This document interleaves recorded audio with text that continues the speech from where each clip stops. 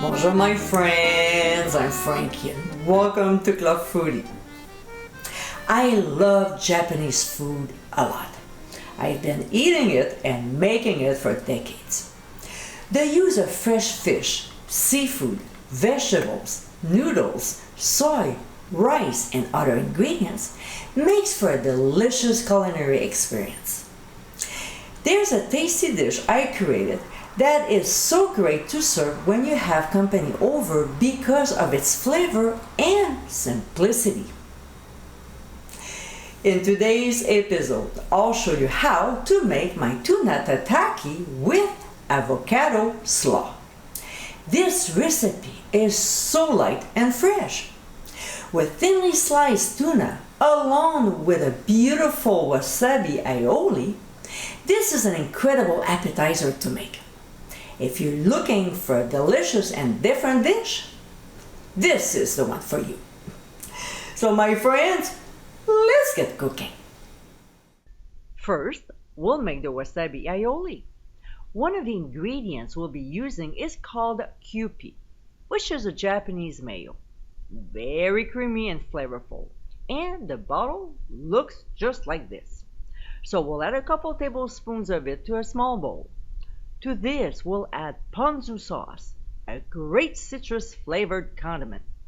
Then the next one is wasabi paste, which will give a little heat to the slaw. We'll stir until the ingredients are perfectly well blended and set aside for now. Next, in a large bowl, we'll combine diced avocado, diced English cucumber, as well as diced tomato. Then sliced green onions and chopped pickled ginger. By the way, if you want to make this easy condiment, click on the top right corner of your screen. We'll stir well before adding our wasabi aioli. We'll gently combine the ingredients together before transferring to the fridge for 1 hour. Just before serving, we'll prep the tuna. Using paper towel, we'll pat it dry. Now, using the sharpest knife in your block, we'll thinly slice it.